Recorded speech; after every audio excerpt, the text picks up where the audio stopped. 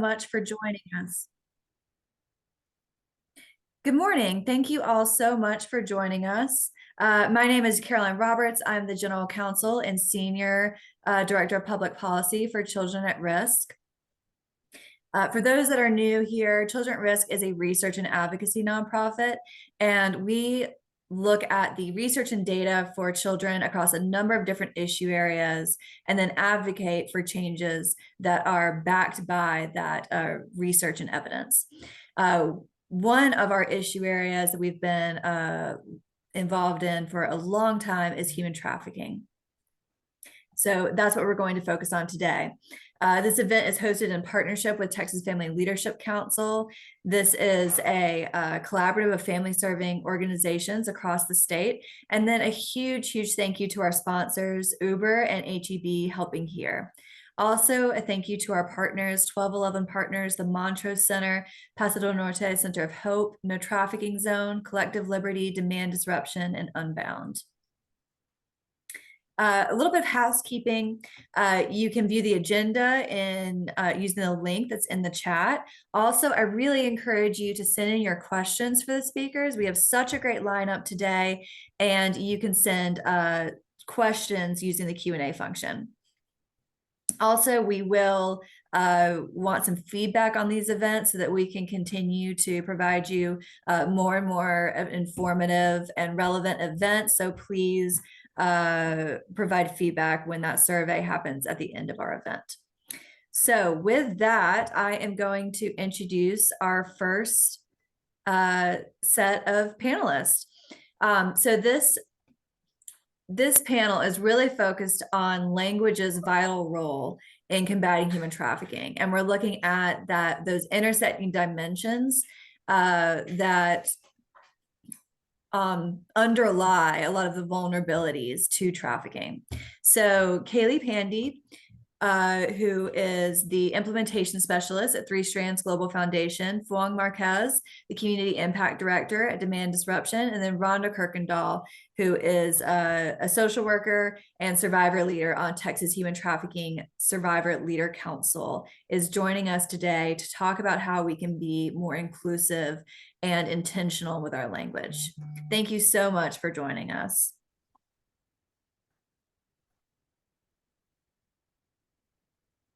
So starting off, Kaylee, I would love if you could talk first about how language and storytelling can be utilized to dismantle stereotypes and misconceptions surrounding human trafficking. We know there are so many kind of myths out there. So can you talk a little bit about that? Yeah, happy to. Thank you so much for having me here today. I think we can all agree that storytelling is a powerful tool, and I think we can all recall experiences where we have been impacted by a powerful narrative. It is my belief that a storyteller has an important role in dismantling stereotypes and misconceptions around the topic of human trafficking.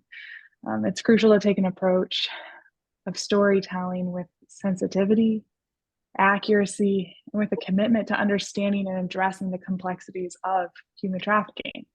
Much of the rhetoric around human trafficking brings a focus to a more narrow view of who a victim could be, or who can be a trafficker, or where it's happening, and that can fuel an implicit bias. So in having conversations, it's not uncommon for individuals to share with me that a victim is a female, a trafficker is a male, and that it's not happening here, wherever here is for them, and that it's only sex trafficking. But storytellers have the ability to use a trauma-informed approach when they're sharing about human trafficking and in the choices of the language that they use. And so having that trauma-informed lens means that you're coming to the table with an understanding that anybody could have a background in trauma or in trafficking, and recognizing the impact that narratives can have on that. And so when storytelling, I think that it's so important to have the goal of bringing awareness, empowerment, and healing. So what does that look like? So I think that looks like using empowering and people first language. This looks like expressing that someone is a person before what they've experienced. So saying that someone has someone that's experiencing homelessness rather than identifying them as someone that is homeless. So that's just a simple example of what that could look like. And I think it's also just super important to consider some questions as we're interacting with storytelling. One of the questions I always ask myself when I'm interacting with any story or media is, if the subject of the story, the person who this is about, were to hear this, are they going to be empowered by what's being shared? Are they going to be proud of this? Did the storyteller consult with the individual about how they want to be addressed? Do they want to be addressed as a survivor? Do they want to be addressed as someone with lived experience, right? And then did they have that explicit consent to share the story? Those are really helpful questions to consider as we understand the power of storytelling. I think that it's also really important to share diverse stories. No one's story, no narrative of human trafficking is the same as the next. And so when we include stories of men being trafficked, where we include labor trafficking, we really can show that human trafficking can happen anywhere to everyone or to anyone. And diversity of story aids in dismantling those implicit bias. And it brings a better and more clear understanding of the complex issues that are within human trafficking. Storytelling has the power to show intersectionality that happens within human trafficking. And so I always encourage people, keep the focus of it to the strength and to the resilience of those with lived experiences. And ensure too that in storytelling, we want to elevate the voices of those with lived experience. It is their story, so they should hold the power of it. Those that have experienced human trafficking have had their power and control stripped away already, and we don't want storytelling to do the same. And so ensure that they have that agency to use their voice to share their story, and always prioritize that survivors have their control and that they are holding that power for their own story. Absolutely. And please, I'm going to direct questions to particular people, but if the other panelists want to jump in, please do. Rhonda, in what ways can language be used to empower vulnerable communities and individuals to recognize and resist human trafficking situations? So as a survivor, a couple of months ago, I was asked to present to a large group with another presenter, and we were working through the logistics, going back and forth through emails. In one email, an email that I probably was not supposed to be included in, the organizer said that the other presenter that I was presenting with, she was the main presenter, and she literally said, quote, "The other one is a trafficking victim." And so I took a deep breath and I typed a few hurried responses, and I backed them all up, and I sent nothing. But her response explains a complete understanding of language and how empowering or debilitating it can be. So as advocates, and Kaylee mentioned this, and I do feel like we are going to be all saying pretty much the same thing with some of these questions, but we must continue to be able to present, to show up in a strengths-based approach, focusing in on that first person language that values the dignity and worth of the individual. And we have to make sure that that terminology of child prostitute, child pornography, or even calling a person a prostitute is wrong. Another aspect is how we talk about perpetrators. Unfortunately, media, television, music, they have really glamorized the word pimp. So I know that I try very hard not to use that terminology. I try not to co-opt language from the trafficking culture. And so I don't use the word pimp. I use the word trafficker. And so when you discuss language, so often we're not going to notice when it's the proper language is used.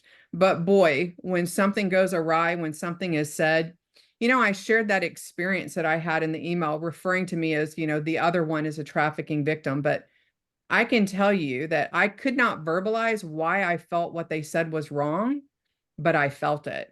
And so that's why this discussion today is so very important. Absolutely.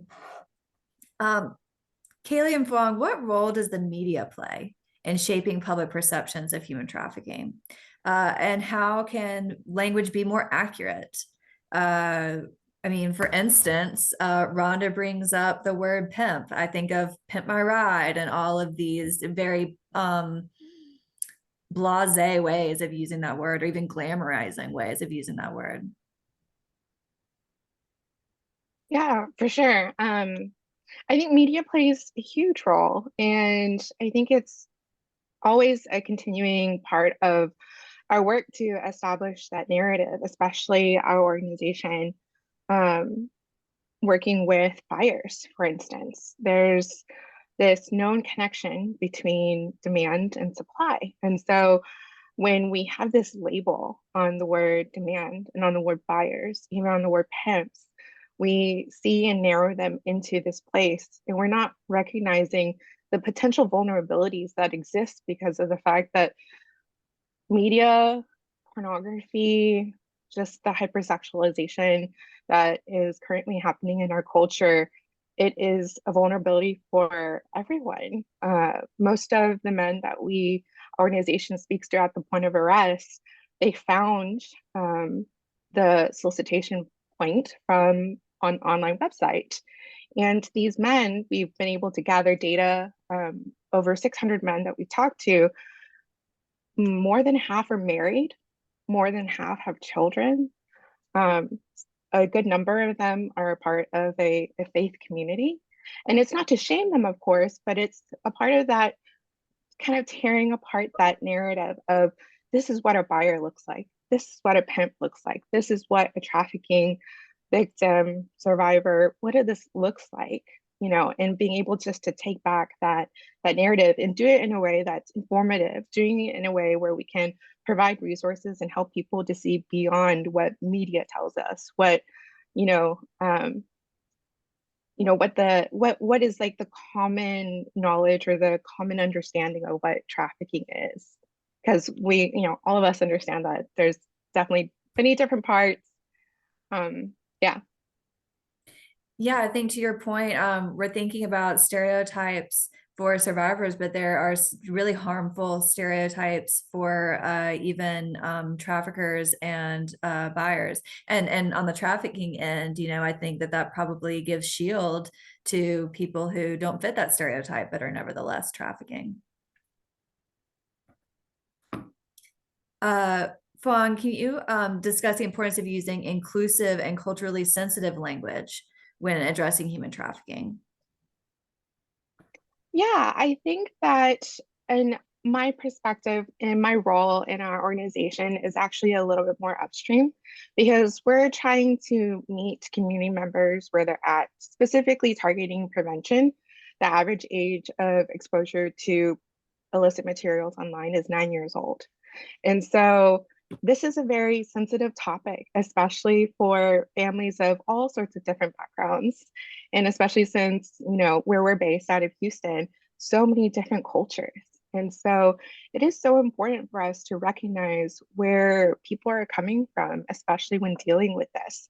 What has already been kind of inherited into like the cultural narrative, what their base experiences, what they've been, raised to kind of know, and also just generational. And so when we go to these families, when we go to these communities, and we talk about such a sensitive topic, I think it's just so important for us to be able to prioritize having that knowledge of who these people are that we're talking to, what their lived experiences have been, and trying to speak to them in an educational way and an awareness way, but also in an empowering way for them to be able to recognize and learn and be empowered themselves to do something about this issue.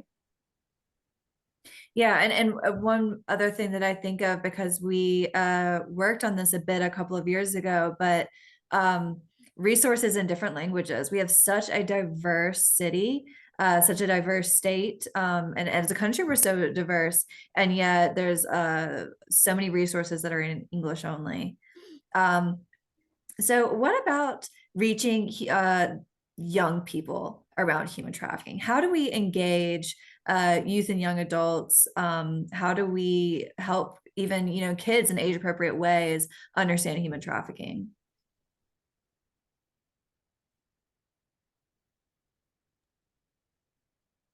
Go ahead, Fawn. Okay. Yeah, I think that In our organization, we've definitely seen a rise in college students taking part in the fight against trafficking. And to me, I think this is an untapped group of people that we are meeting their passion, meeting their heart for social justice, meeting their ability to navigate technology, and also needing their perspective of growing up in this technology age. Because unfortunately, even I, as someone who grew up with the internet, kind of like, still remembering dial-up, but then like having to learn progressively how to use a smartphone. College age students and younger now, that's their first point of contact with technology is a smartphone. And so I almost in the same way that it is such a dangerous access point for exploitation for college age students that are able to understand how this issue can affect them, and for us to be able to tap into their passion, this can also be an incredible access point to them spreading this education, spreading this awareness, and even motivating their peers to join into this fight. And so, yeah, I think that's just a great way for us to continue as a movement to make space for younger generations, especially college age students, to be able to join, and for them to join in any capacity. Because right now we're working with IT students, so they're helping us build a website to an app integration. They're helping us with, all sorts of other things that I can't even wrap my mind around. And, on the outside, this looks like, oh, they're, doing their technology stuff, right? But actually, they're contributing to the fight against human trafficking. Caroline, I would also add, so many times we focus all of our work into the services and resources after abuse has already occurred. But equally and vitally, we have to start working in these preventative spaces. We have to begin to normalize having these conversations about sex trafficking for kids that are even younger than what you would assume. The Baylor College of Medicine came out with a wonderful resource guide back in 2019, and it's still very valid today. The title of it was How to Talk About Human Trafficking with Children and Adolescents. And so they took the different age groups and then they gave caregivers examples of what they can share and talk to their kids about. So for example, from like ages 2 to 6, start talking to how they have respect and care for their bodies, or talking to them also about how they have a right to their personal space. When you get into that middle age group, provide a safe space for them to be able to talk about unsettling things they may see in the news, or talk to them about how great it is that they're coming to them and asking questions. And then, as we know, as kids get older, we have to be purposeful in talking about sexual education, sharing how our bodies are not commodities and how no one should ever make you exchange sex for safety. And there are resources out there because one of the problems caregivers have is like, I don't know where to get started. I feel like I'm inept to be able to give this type of knowledge. Street Grace came out with a workbook, and it's online, free for anybody to use, and it's called Keeping Kids Safe in the Digital Age. It's a workbook where it's broken up by topics. What is sex trafficking? What is sextortion? And parents can sit down, caregivers can sit down, aunts, neighbors, anybody, all of the kids that are in your life, you can have this discussion with them and go through the workbook kind of methodically. Unbound now also has a program called Sentinels. And this Sentinels, it's like a 5-part video series that's a high level. I believe Joe with Demand Disruption is in the series. They talk about all of the issues, and it kind of can help caregivers navigate how to start those lessons. That's fantastic. That is absolutely one of the questions that I know all of us get asked all the time. How do I keep my kids safe? Kaylee, did you have something that you wanted to add? Yeah, similarly at Three Strands, our curriculum that is there in the schools is actually starting at kindergarten. A lot of people are like, are you talking about trafficking in kindergarten? No, we're talking about that body safety, right? Who is a trusted adult, and identifying characteristics of a trusted adult, not just saying, oh, you're a teacher, or, because we know that anybody could be a trafficker. And so we are equipping kids to know and to be able to identify that inner voice, right? What does that look like for you? Do you have those racing thoughts? Do your hands get sweaty? And we talk through that with the youth so that they are empowered to know that their rights, right? And so we also at Three Strands have other resources too to support parents, and we do live webinars to talk with parents too about what does a safety plan look like for your kids? What do you need right now at this time, and how to develop that? And so there's so many awesome, incredible resources to be empowering our young people, because technology is not going away. We gotta know how to navigate it and utilize those tools. I think it's here to stay. I love that idea of teaching our young children to listen to their body and what their body is telling them, because they might not have the words, but their body knows when they're comfortable. That's amazing. So the next question, and I'll kick it to Rhonda first. How can policymakers and legislators use language effectively to draft laws and policies and support survivors of human trafficking? One of the things you said earlier stuck out to me, and it's that some of the my background as an attorney, some of the words that we currently have in statute are also offensive, like child pornography. Yet you might have to use those terms in a legal setting. So how do we navigate that? Oh, Ronnie, you're on mute. Somebody had to do that for the first time. So, you already started it out by an example, and the best way to answer this question is to share what current language is. And in the Texas Penal Code, Chapter 21, there's a charge that's called improper relationship between educator and a student. And so that word relationship implies that there's blame on both sides. And so a more proper terminology would have been improper behavior. And so the crime also has only a 3-year statute of limitations. So if you are sexually assaulted as a freshman, by the time you're a senior, you're too late. You can't do anything about it. And so that is things that we're trying to change. But we understand that as advocates, we don't refer to people involved in trafficking as victims, but we use terms like overcomer, survivor, thriver. But for statutes, this terminology is victim. And it is acceptable and understandable because the penal code is describing crime and charges. But at the same time, legislators should be mindful of language, a victim-centered approach in both our statutes, but also in committee hearings. I have heard some pretty horrific things said in committee hearings as well. And so not calling a person a prostitute, but rather saying a person who was prostituted. Make sure you turn those words into verbs of what happened to a person rather than a noun to describe who a person is. And so, one thing that people can do, because if you're listening to this, you're like, well, how can I get involved? The best way to get involved is to look for organizations that work on legislation for survivors. Children at Risk is a wonderful example of that. Connect with them and find ways that collectively we all can work together to move better legislation for survivors of trafficking. So my last question, and I will direct this to all the speakers, and then we'll move to some questions in the chat. How do experiences with the foster care system impact an individual's risk for exploitation and trafficking? And what reforms do you think are needed? We can also extend this to the juvenile justice system if that's something that we want to talk about. I think Kaylee hit it on the head when she was talking before.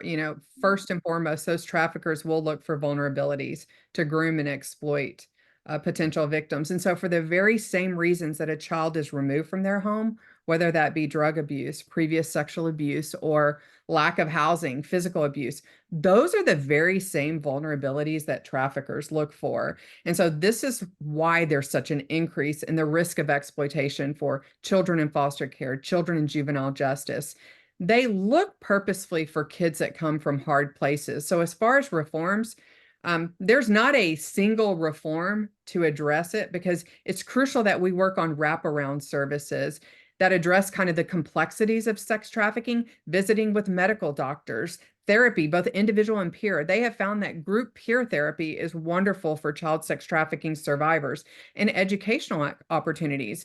I work for Texas CASA, and for those that don't know, those are court-appointed special advocates that work with kids in the child welfare system. So at Texas CASA, we created what was called CASA ACT. ACT stands for Anti-Child Trafficking, and it provided a template for CASA programs to work with youth in anti-trafficking measures. And so part of that is preventative advocacy as well, and we keep pushing for that. So you have to really educate kids at younger and younger ages rather than working downstream, working upstream to try to prevent the abuse. I think Rhonda said it so beautifully.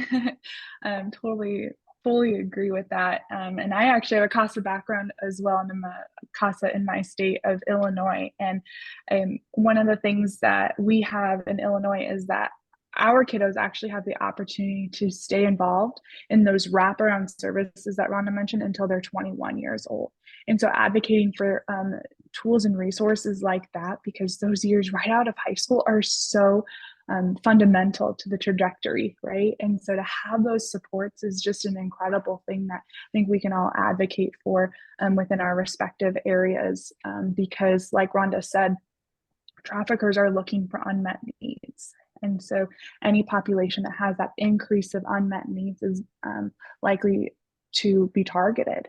And so continuing with the education to just surrounding what to look for in those safe relationships or unsafe relationships, I think is just so crucial in those relationships, because we know that trafficking is happening in the schools, it's happening in homes, it can be happening anywhere. And so bringing that education and awareness and empowering our youth to respond is just so important with all of our populations that we serve. Yeah, just another thought that I have as you guys are talking about these intersections, and the struggles and needs that especially children who are aging out of foster care might have, kids who are involved in the juvenile justice system. It's also emotional needs, right? They need love and trusting relationships, and yet too often I find that for these kids, the way that sometimes they're spoken about, I know that people who serve as caretakers, they are doing such a all-consuming job, but we sometimes speak about them as if they are a problem to solve. And how can we talk about them in a way that is uplifting, like you said, very strengths focused? These kids have been through so much, they have so much to offer, and how can we talk about them in a loving way? Okay, so any last words before we turn to some of the questions in the question and answer? Awesome. So our first question was that there is the suggestion that the overwhelming majority of trafficking victims are those around the border, those that are crossing over the border. How do you, what's your opinion on this? What does the data say? And then how can we address and talk about the border when we talk about human trafficking?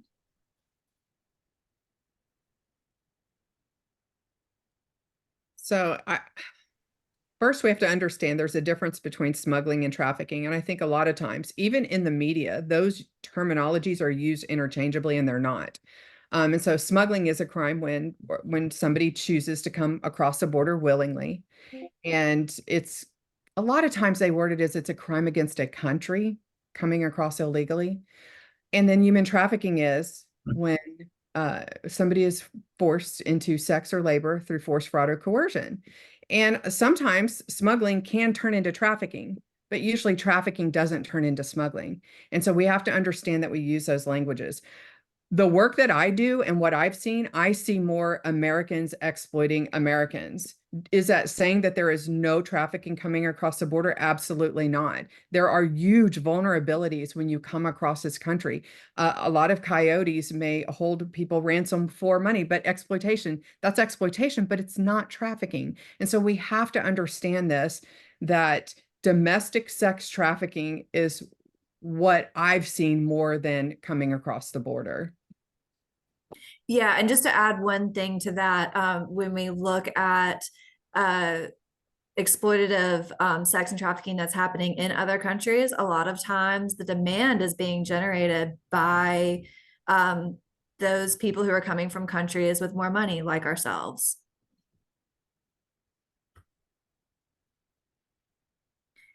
So another question, is there a resource that gives do's and don'ts, insensitive or not good terms, empowering terms? Is there kind of a resource that's going to have this rundown? I can share one.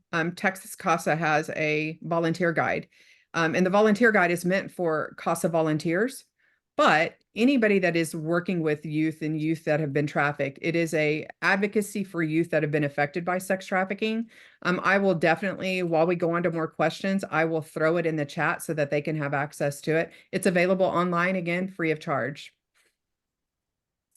That's amazing. Another question in the chat that I'm passionate about all of these questions, but trafficking among children with speech disorders and impediments, physical or developmental differences. So I can talk a little bit about this, but I'd love to open it up to our other panelists to speak to that first, if you have anything. Okay, I'll kick us off. So we were receiving reports from police and prosecutors that young people and adults with developmental disabilities, with severe intellectual disabilities, were being targeted and trafficked. And it just, these stories were absolutely heartbreaking, because in many cases, the survivor was an adult. They then had to prove the elements of force, fraud, or coercion. But for instance, defrauding someone with a severe disability might look really different than other cases of fraud in the context of human trafficking. So the case law might not match up for these other adult survivors. So we worked on some legislation that removed that requirement to show force, fraud, or coercion, so that these adults with these severe disabilities could be, their traffickers could be more easily brought to justice. And trying to bring awareness and some protections for this population. But I know that's just a narrow subset of people with disabilities who have been trafficked. It happens for both children and adults across the spectrum, and it's something that we are working with other advocacy organizations on. I have one more, or no, I have a few more questions. Sorry, they're flying in now. One attendee, and this is such a heartbreaking question, she says that she was a foster child in group therapy, and that one of the participants used that participation to traffic her. How can we spot predators in our midst? Can we talk a little bit about some of the trafficking that might occur even within treatment centers?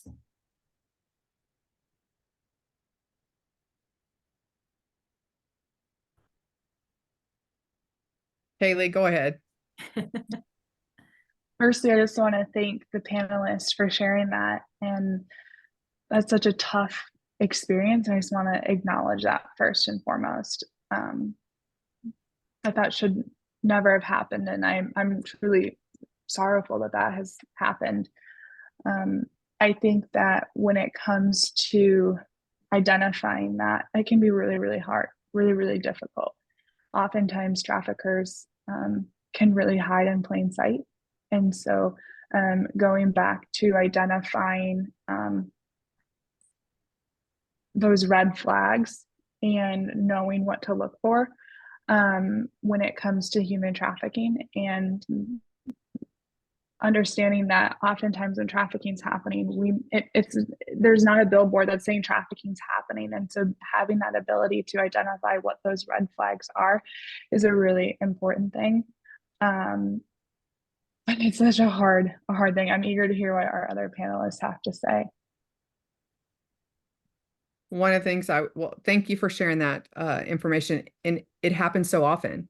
And so rather than, it's called recruiters, so that you're a victim and then all of a sudden you're recruiting other people into trafficking as well. And there's a few first of all, anybody that's leading group therapy should be fully aware of this and be watching for it, number one. Number two, there's situations where we have human trafficking diversion courts in the state of Texas where they actually have different levels. So you may have a level of juveniles in the juvenile justice system that were confirmed cases of trafficking. And then there's at risk or possible concerns of trafficking. Those two groups are not intermingled together. And they keep them separate in their healing because of this very reason, because we know that this happens, that this is common. So I think the first way to combat it is to make sure that our therapists and our counselors that are running these group therapies are aware of this occurrence and they're watching out for it. I think another thing that makes this this question and the occurrence of this so challenging is that, I spoke earlier about the need to be loving and supportive and to build that trust with survivors. But then I also think that sometimes someone with bad intentions can sort of love bomb and not have good boundaries, and then suddenly they're moving in these very insidious ways. And so it's just my heart really breaks for you, and thank you again for sharing. And I would just add one more thing too, though, and it talks about really how victims don't self-identify. So when they do see that, that's their friend, that's their boyfriend. They don't see the victimization, and sometimes it can take literally years of therapy. I was probably 34 before I thought, wow, it wasn't my fault. Like, it takes a long time for people to understand that something was done to them rather than it was just a choice we made that put us in a bad predicament. Absolutely. Okay. Last question. This participant asked about hotels and motels. Are they trained in sex trafficking prevention?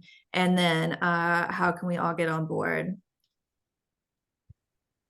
Okay, I know I'm talking way too much, but I'm really excited about this question.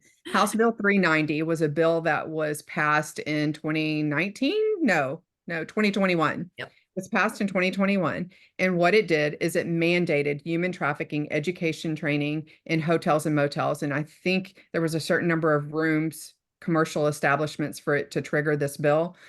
In addition to that, it wrote that anybody that worked at a hotel or a motel that reported a crime of trafficking, it couldn't be held against them. They couldn't be fired. And there were penalties for not teaching employees about human trafficking. For my story, I was 10 years old and I was flown to Lubbock and I stayed in a hotel. I was a 10-year-old by myself. My trafficker didn't stay with me the whole time. He would leave me alone. I could not help but think, and that was here in Texas, if this bill was a law, would maybe that hotel staff have noticed, man, there's a little girl in here that's been here for days and nobody's coming, I mean, so it's a very important bill. We have done a good job in Texas as far as education in hotels and motels. And Caroline, I think you and I were talking when we were testifying in support of this bill, that the head of the Texas Hotel Association, they were supportive of it and they wanted this bill, and that helped tremendously. Yeah, they actually reached out saying, how can we do even more? So I think that there's been that recognition that unfortunately hotels and motels have been used often in domestic minor sex trafficking. And how can we empower employees to act as prevention?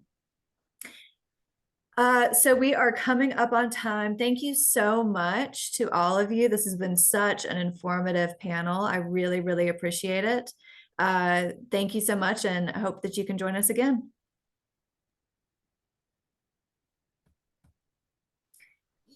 So next on the agenda, we're going to talk about leveraging the economic empowerment study for effective anti-human trafficking. So Children at Risk funded by the Houston 20. Sorry, go back one.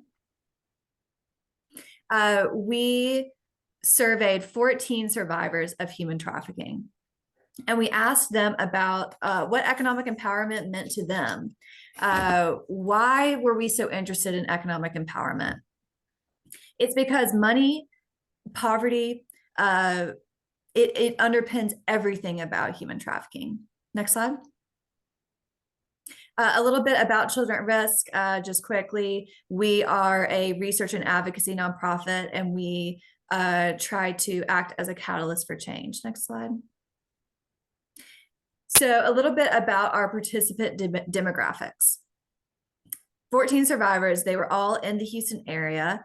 There was a number of different survivors who identified as people of color. 7 participants identified as Black, 3 identified as Latina, 2 identified as a mix of races, and 1 identified as white. One of the things that you'll notice amongst these demographics is that it's not reflective of Houston's population. So for instance, Black women are disproportionately represented in the sample, implying that they are disproportionately impacted. They're more likely to be trafficked.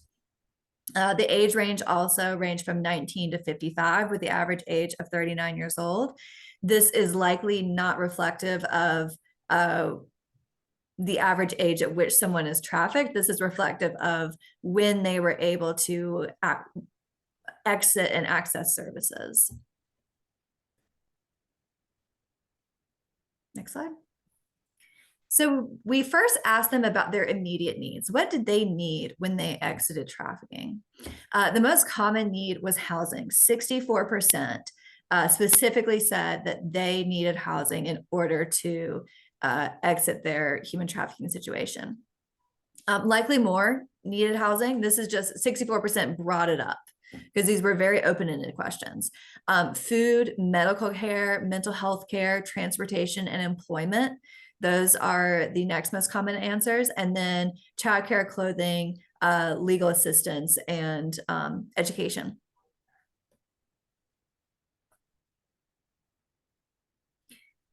So this is an example of a quote from a survivor: learning how to drive, finishing school, learning how to cook, basically everything that has to do with transferring over to adult life, like budgeting, learning how credit works, banking, trying to start a business legally and not being overwhelmed by the process, housing and what it's like to pay bills, how to keep up with bills. In many cases for these survivors, their youth had really been taken. Their time where, for most of us, we're learning a lot of these skills. You don't just know how to do these things. That was taken from them. And so there is all of these skills that they need to have the time to learn. But then they're also coming in with a lot of skills that can be leveraged and utilized. Next slide. So once those immediate needs are addressed, most survivors then needed help accessing resources or enrolling in benefits. They need that more sustainable aid in order to get on that pathway to independence. When asked about services or benefits they needed, 7 mentioned shelter or rental assistance, 3 mentioned help with transportation, and then 1 or 2 of the respondents mentioned at least one of the following: mental health services, physical health services, education, literacy, substance abuse treatment, childcare, and legal assistance. Another big trend in the responses was job or career readiness training or scholarships. This step seemed particularly challenging. We got a lot of questions. Some of these others, maybe they needed it, but they were in the process of getting it. For the job and career readiness and the scholarships, there were a lot of questions of, do you know where I can find a scholarship for human trafficking survivors? Do you know where I can learn how to edit my resume? Things like that. Next slide. So then we talked about some of the challenges and barriers that they were experiencing. Transportation and lack of childcare were the top 2 challenges, and these were challenges that survivors were currently experiencing. You'll notice that our age range skewed. Again, the average was 39. So for childcare to be in the top 2, I think that's really interesting and was very top of mind for a lot of the survivors we were talking to. And then transportation. We all know in Texas, there's not a lot of public transportation, and this can, with the lack of capacity and resources that we have, maybe they can find legal representation on one side of the city, physical health care on the complete other side of the city, and then they need to get to their job. They need to get to a food bank. There's so much movement that might have to happen that it just becomes completely unsustainable. Immigration needs, help with navigating paperwork, and the need for job readiness resources were the other things that were mentioned. Another quote, I didn't have any money when I was in the life. I could not manage any money. I was provided with everything I needed. When I left, I had to leave all my belongings behind. When I left, I was in survivor mode. So the other thing that we talked to these survivors about was the importance of relationships. Almost every single survivor mentioned a specific person or specific people. It was so important to them to feel that genuine connection. They actually mentioned specific instances or prior experiences of resourcing where they felt like just a number, or they didn't feel that trust. Maybe they felt judgment. That fear of judgment was very, very prevalent amongst the answers. So they needed to feel genuine connection and compassion in order to make that connection with those providing direct services. Over half of the survivors that we talked to actually recounted specific instances where they were hesitant to reach out, but then felt shamed when they did reach out. And that just resulted in greater hesitation. They also had some really valuable advice for service providers. We know that service providers are really trying their best. And so we said, what advice do you have for them? They said, first and foremost, value the relationship, and then really try to be empathetic and patient. And they said, we have a lot of gratitude for the service providers that have stuck with us. So personal relationships, lack of judgment, and trust were the three most important factors in whether the respondents stayed with the program that they were working in.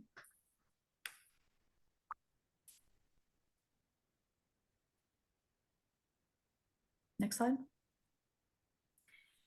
So one of the things that I want to leave you with is this desire for autonomy. This was such a through line in almost everyone that I spoke with. Repeatedly, we heard that the ability to make their own decisions was so, so important to these women.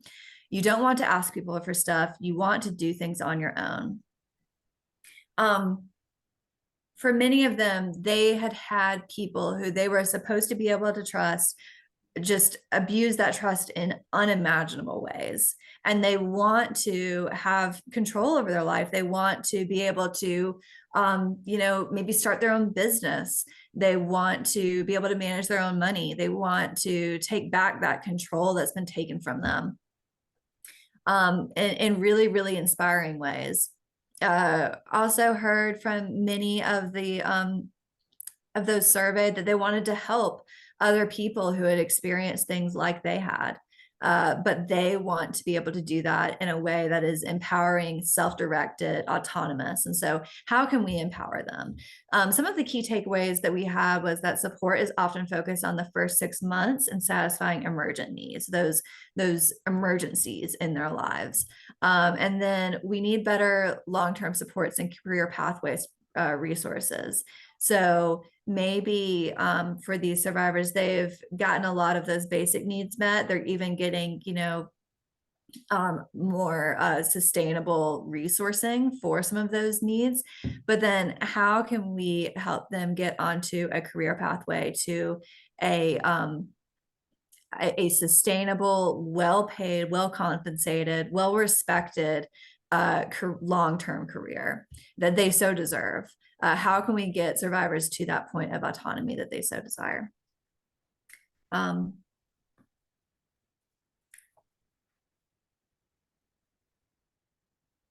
you can find our economic empowerment survey in the chat.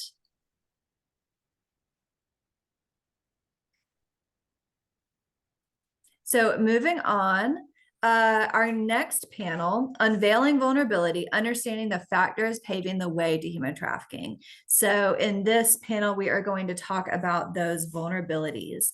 It is going to be moderated by Leticia Manzano, Senior Manager of Sexual Violence Services at Hawk. And then participating on the panel is Delisha Jones, Chief Program Officer at Covenant House, And Covenant House does such a fantastic job of connecting young people with housing. So I know housing is one of the things that we've talked about. Again, the #1 response in those surveys. Jasmine Vasquez, program director with Paso del Norte Center of Hope in El Paso. And then Davina Ukachukwa, founder of My Create. And Davina and I participated together in putting together those economic empowerment surveys, and then some of the work that has happened subsequent to that. Letitia? Hi, I had trouble with video earlier and I'm having trouble now. There we go. Zoom. So welcome to all the panelists, and I'm excited to hear some of the answers to the questions. So we're going to get started right away. To everyone on the panel, I think people are very interested in learning what are some of the primary factors that make children and youth vulnerable to becoming victims of human trafficking. And of course, there are intersections with social, economic, and political dynamics. Can you all speak to what some of these primary factors are?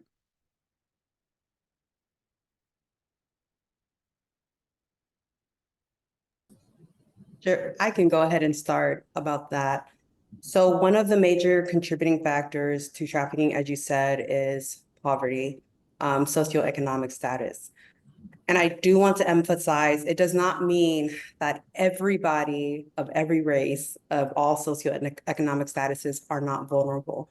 We have seen that people from all types of walks of life, from all ages, have been trafficked at some point. But when we talk about those who are extra vulnerable, or really focusing on who traffickers are wanting to focus on, their recruiting and their grooming, we do see that they target certain groups.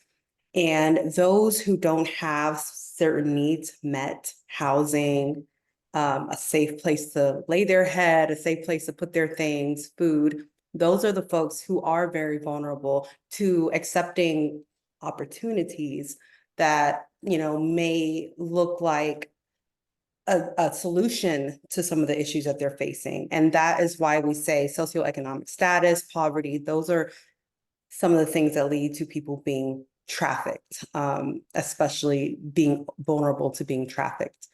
And essentially the connection is the need and then trying to fulfill that need, and traffickers understanding that and using that pretty much against folks who may have those needs. Just a very simple baseline. I would echo everything that Davina just shared. I think it's very much about filling that need. And so absolutely, it's not to say that everyone who has experienced poverty or economic inequality is going to be like at risk or be trafficked, but I think it increases that possibility. I think what part of the conversation we should be having is how traffickers target people that have these vulnerabilities, and how well they are at doing that, right? At targeting people and seeing those needs and offering to fill that. Because I think that's really what's the driving force there. Excuse me. I would also echo a little bit of what they all are saying and just add a couple other areas that we experience here at Covenant House are some of those individuals who have experienced abuse and neglect, who's been in CPS, the foster care system, juvenile justice system. We see a high population of our young people who are LGBTQ plus the community, as well as some of those experience mental health and substance use as well. So I would just add some of those other factors. Thank you all so much. I'm glad that you all talked about poverty and economic inequality, because I think a lot of people, just based on some of the questions that I saw earlier from the audience, is what do we do, right? People are interested in taking action. So what are some strategies that can be implemented to address the root causes of being vulnerable to human trafficking, as related to poverty, economic inequality, or any other things that you think what are the strategies? What are the root causes that you can identify other than economic inequality? I think removing barriers could be very helpful. Ensuring that communities, no matter where they are and no matter what the racial makeup is or the socioeconomic, is that they have access to the things that they need. And if you're able to release a lot of those barriers or overcome those barriers, then the feeling of I need to survive starts to dissipate. I also think that when we are talking about certain social structures and how that interacts with socioeconomic status, race, and equity and equality, then resetting the mindset around how we are working with those who are victimized. And we see this a lot, when we're talking about service providers, interactions with law enforcement, and things like that. And even social services, when someone is seen as a criminal based on, their gender or how they dress or how they look, their race, that automatically kind of puts a barrier in the person who's supposed to help them. It puts a barrier in their mind to providing the services that that person needs towards eliminating the barriers that the person is facing.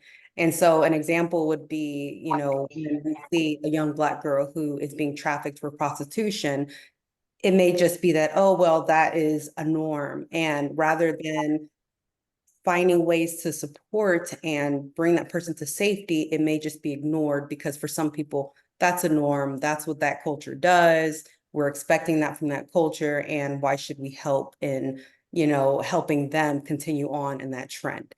And that's such a simple, and probably I just use that simple example because I think it may be easy for people to understand when I say there are social barriers already built in to those barriers that people have, aside from the social barriers that they experience.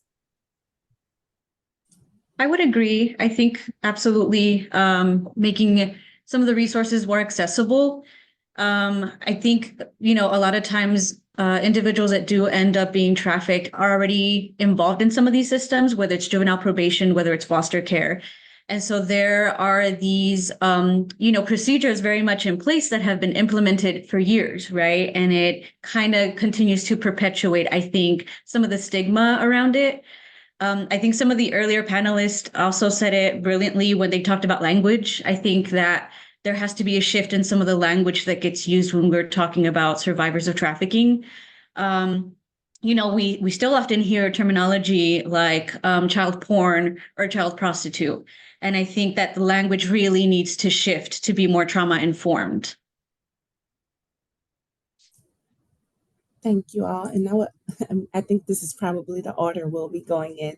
But I would like to add to that and just say that because we as Covenant House, we provide those wraparound services. And so I think a big important piece is to educate the community on the services that's available. And so for us, we see about 20% of our population of young people that come to our door that have experienced human trafficking in some manner. And so our immediate thing is to provide a sanctuary to those young people and providing the shelter, providing mental health services, healthcare, transportation, food, just some of the things that was mentioned. And one of the things that we make sure that we've partnered with Baylor College of Medicine for over 30 years now, where we have on-site clinic where we have psychologists, psychiatrists, nurse, doctors, and a psychotherapist here that help our young people, and same with the career service department where we provide that. So with those services, those are things that other agencies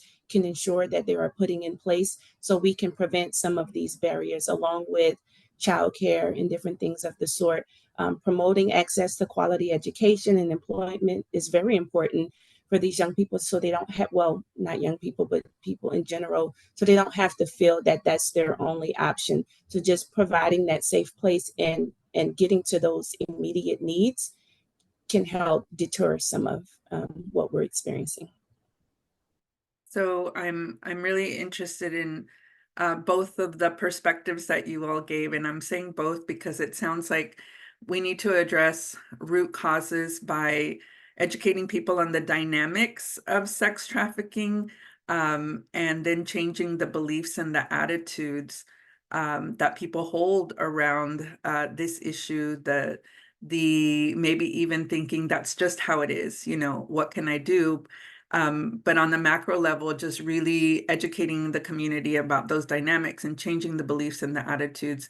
And then how Delisha was mentioning, also providing those services on the micro level, educating people that there are services out there, and that just like lots of people were saying in the earlier panel, the wraparound services and long-term solutions.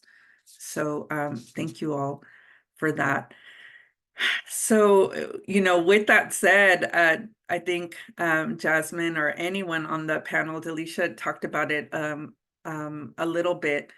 Tell us more about the lack of access to education, healthcare, and employment opportunities, and how that can increase the susceptibility to human trafficking. Caroline talked previously about economic empowerment and what survivors are requesting for the long-term care. But tell me more about, you know, how these issues make people vulnerable to begin with.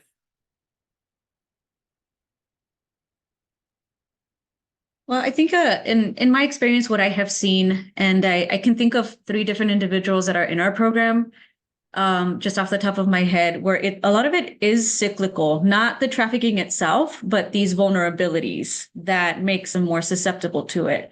And so again, just like their involvement in the foster care system or involvement with CPS, and a lot of them have shared just how much of like growing up in their environment at home where there was abuse, where maybe there was substance use already, that automatically just put them at that higher risk.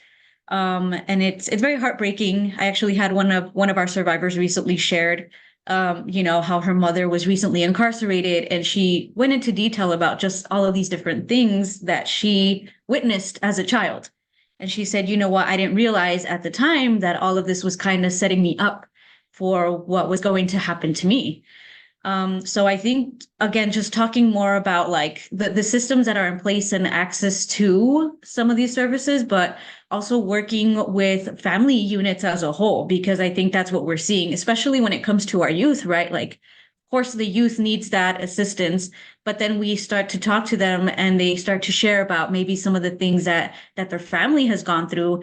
And it starts to make more sense, right? About just like the multiple vulnerabilities that they experience, not just themselves, but their families as well. So I go ahead, sorry. Delisha. Oh, I would just echo that and say that have been some of the experiences that we witness as well. It's more or less, they feel as though they don't have any other choice because that's what their experience is. And so that's what they see as right. And so for them, when they are engaging with someone who's luring them into that lifestyle, it's sometimes like what's gold, what glitters, and they're thinking, oh, I'm going to make quick money. And so if we educate them on the front end, as she mentioned, educating those families as a whole to know that's not a path that they have to take, I think that's very important. So I thank you for that. In hearing both of you speak, Jasmine and Delisha, there were some keywords that were popping up for me related to the ACEs, the adverse childhood experiences, and that tool. You know, having someone who's incarcerated, not having both parents in the home, you know, a number of things that you all mentioned.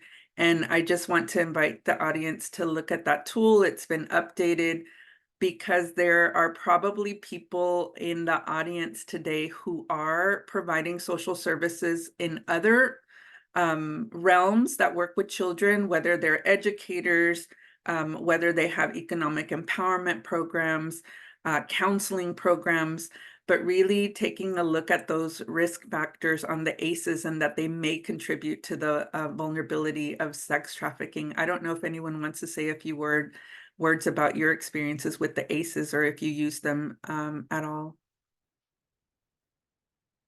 We actually do use them. It's embedded in our intake assessment. So every young person that comes into our program gets asked those questions along with, we utilize the QUIT tool as well. So we can identify young people who have experienced trafficking. So that way we can know which pathway to go in regards to case management and any type of specialized services we need to provide. I think that that's a big need. People want to help, especially those who are in jobs that are helpers and just don't know how to assess for sex trafficking. So thank you for mentioning that tool as well. So Davina and Jasmine and Alicia, whoever would like to answer, what about cultural norms, societal attitudes, and discrimination influencing vulnerability to trafficking, particularly amongst minorities or indigenous communities? As a woman of color and an indigenous woman, I'm very interested to hear what you all have to say about this. This is actually one of my favorite topics to discuss when discussing trafficking and how culture, and here I want to make sure it's not just someone's racial or ethnic culture, but it's also the culture of somebody's home or family.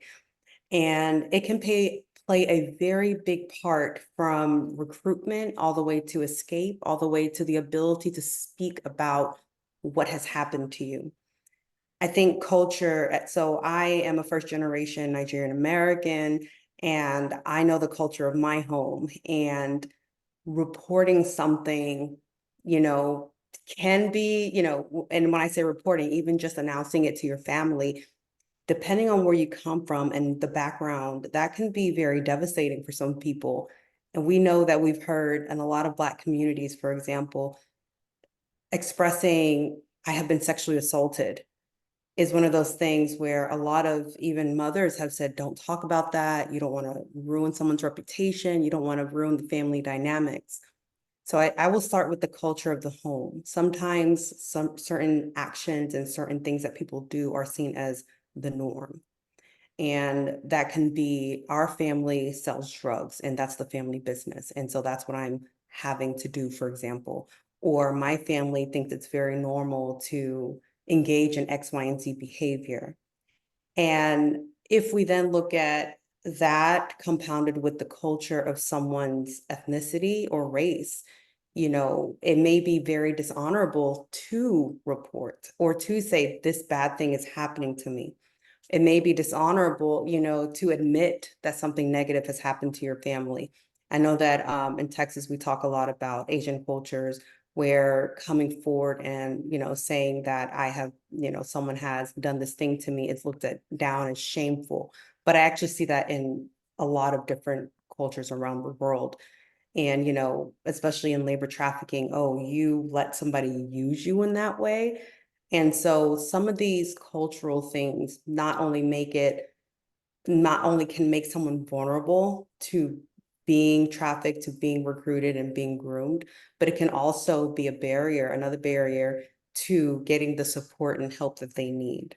And then, as I mentioned earlier, and I'll just end on this, as I mentioned earlier, you know, the culture of society and having that also be another challenge that people have to overcome and showing, you know, I am a victim versus I am a criminal. And so culture plays, I can talk about this all day, every day, but those are some of the highlights where culture can play a part in how someone is recruited and groomed, and also how someone is able to escape or get the help that they need and the support that they need to live a life away from their abusers. Would anyone else like to speak to the issue? I'm glad Davina answered. She sounds passionate about it and has lots of information.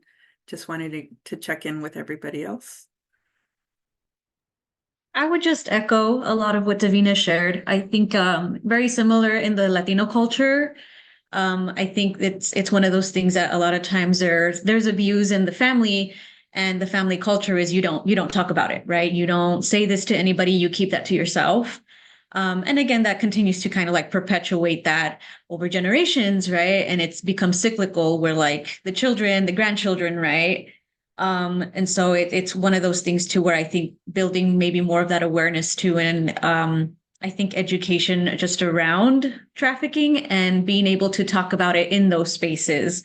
I think the earlier panelists shared a lot about that, and they were like, you know, it's a lot of it is just being comfortable with the subject matter and talking about it in these spaces.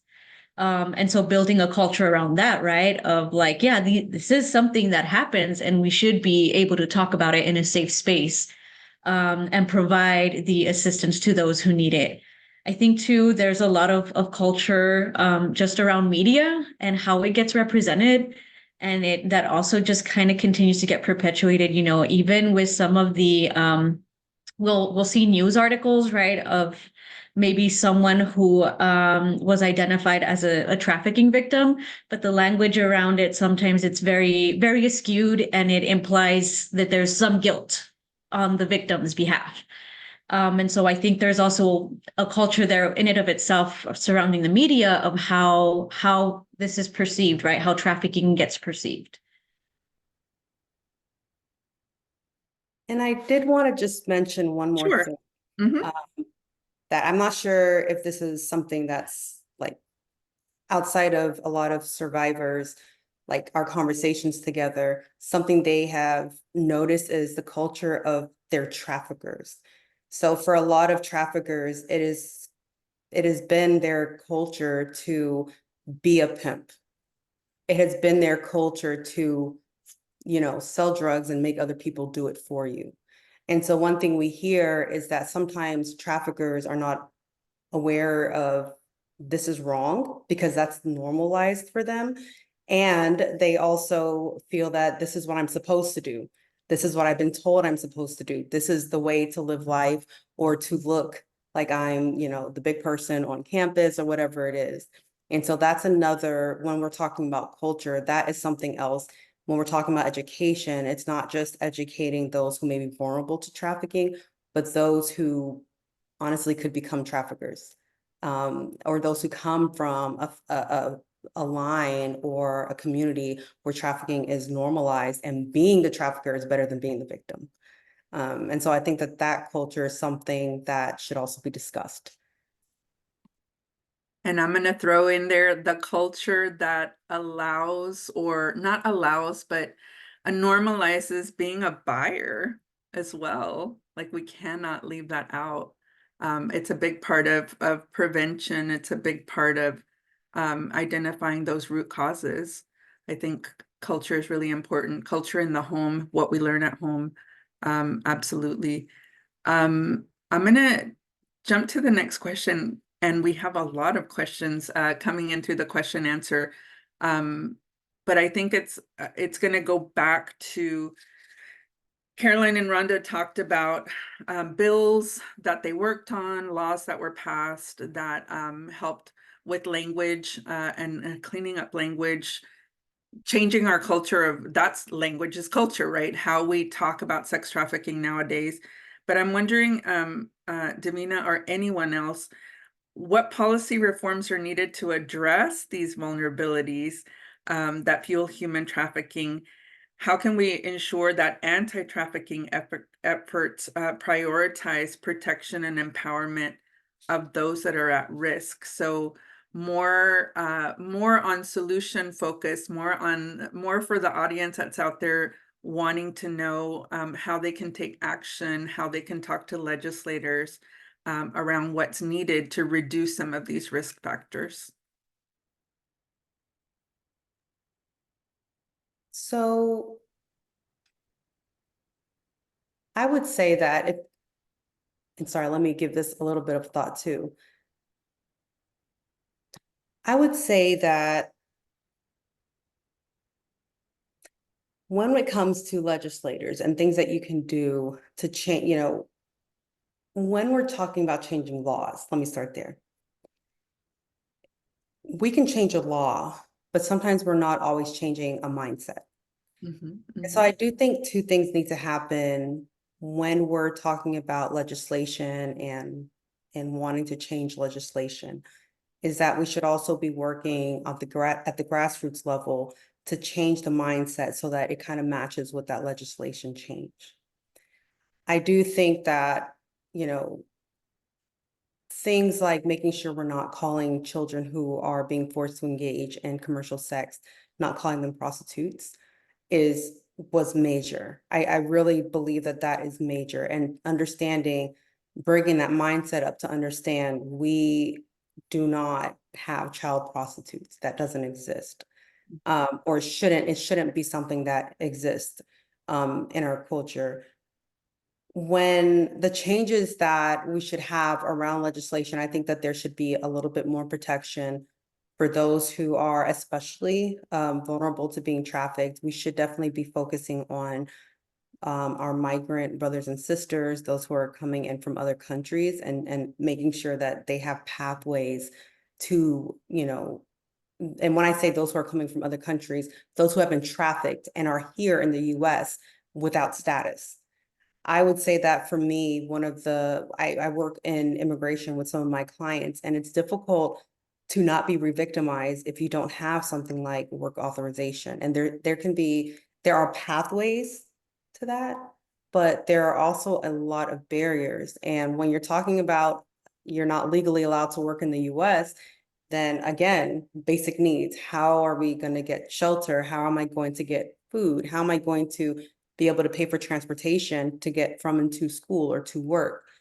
And so that would be something that I would focus on legislation wise. For our domestic survivors, I think that there are a myriad of things, and making sure that folks have the access they need to social services, and having that be really focused on through legislation, making sure that if you're a young person, you should be able to safely go into a place, say that you are having issues in this way, and rather than again being criminalized, make sure that you are being seen as the youth victim that you are, and being treated as thus. And I think that that should be across the board, no matter where someone is going. Again, creating those safe spaces that Jasmine was talking about, and making sure that if we allow the folks who are being victimized to come forward and to be protected, then that just leads to,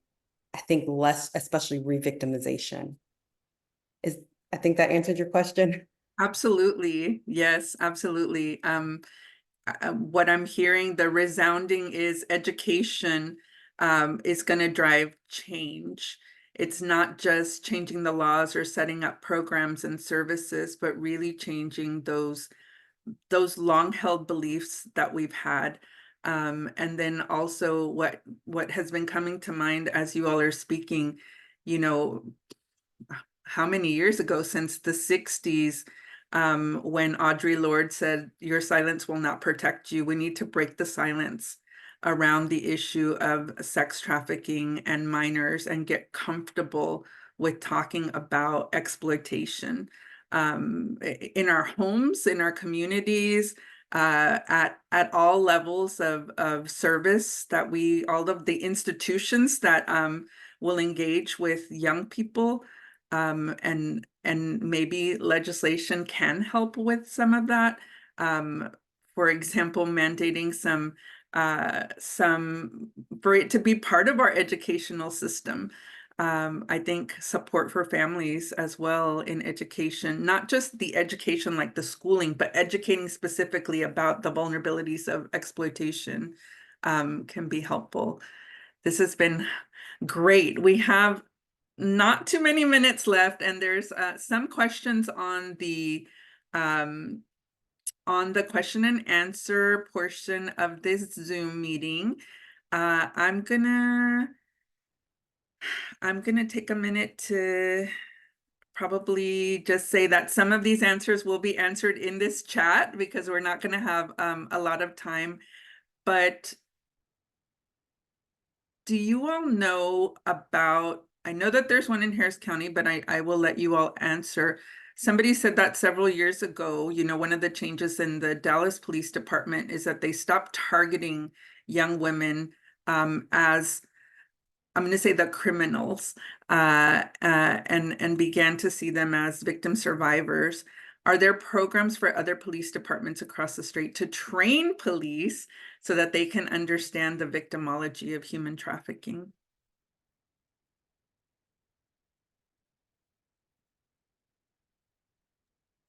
Yeah, I can take this question. So, in my full-time job, one of the things that we do on a regular basis is meet with law enforcement who do anti-human trafficking work.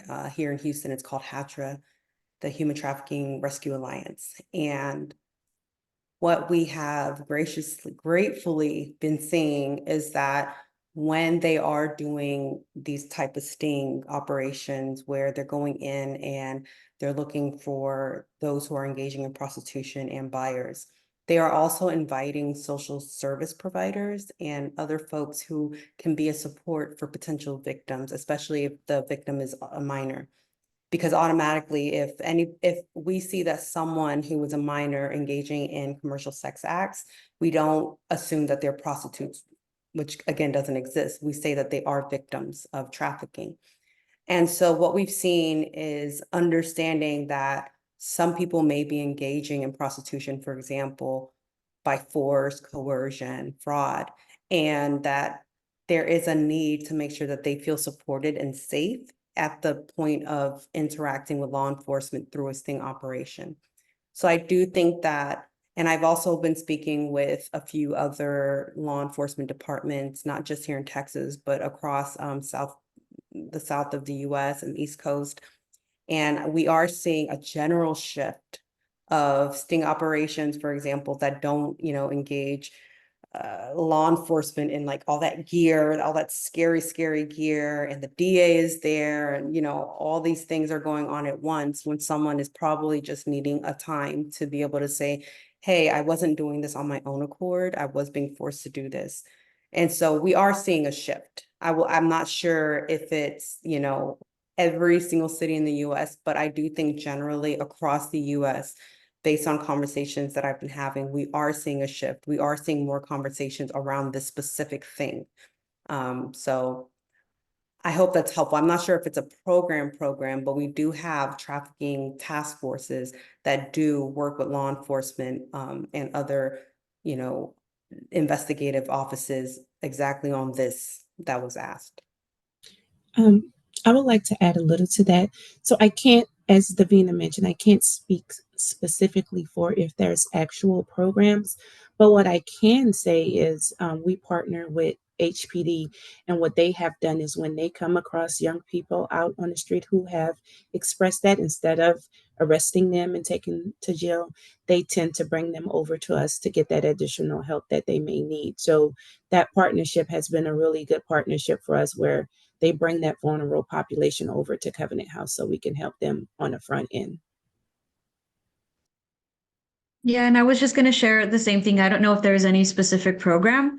Part of what we do at the Center of Hope is we do provide some of that prevention and education through our outreach program.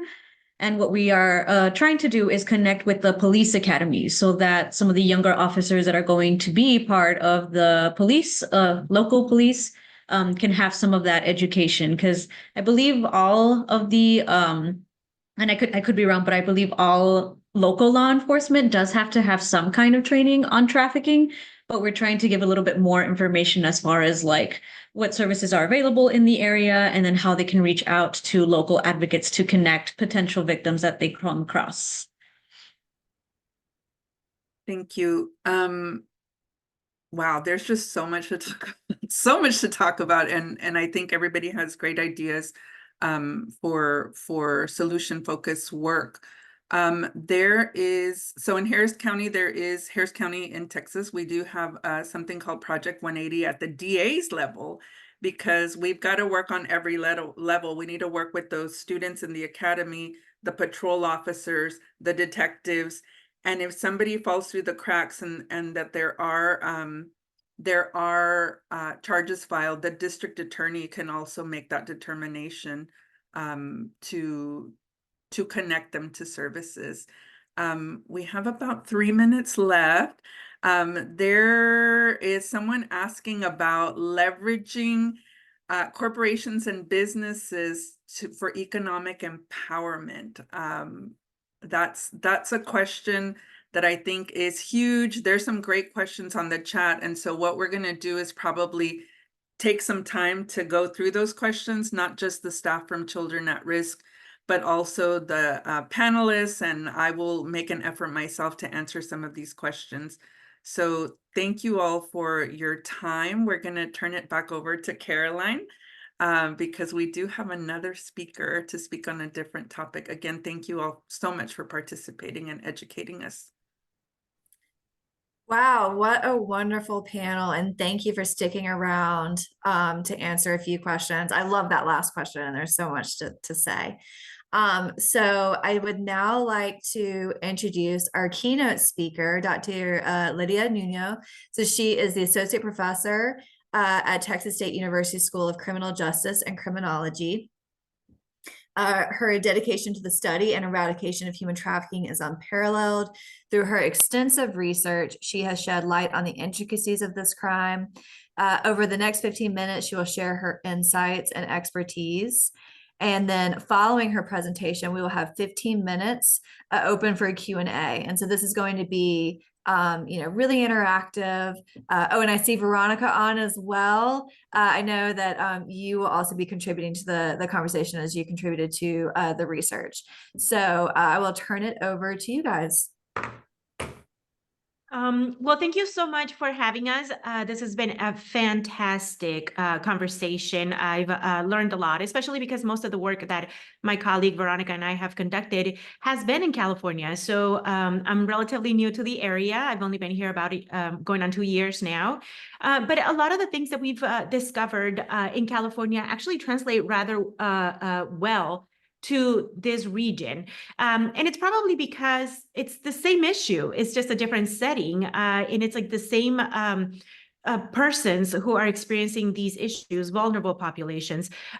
So what I wanted to do today is talk to you a little bit about the research that we've been conducting in Southern California, what we've learned, and sort of where we're going with some of this research. Like I said, it's a different setting, so this is going to be new to many of you. So I will, in terms of the setting, but you'll notice that there are a lot of like overlapping similarities, and these issues are prevalent in all these different settings. So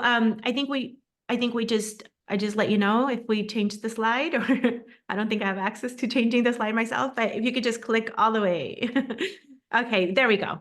Perfect. So our overarching research interest, and this may sound overly simplistic for the general audience, but for this group, I know you know what we're doing here, because we set out to assess very basic baseline estimates, right? To assess the prevalence and the incidence of labor trafficking in Southern California.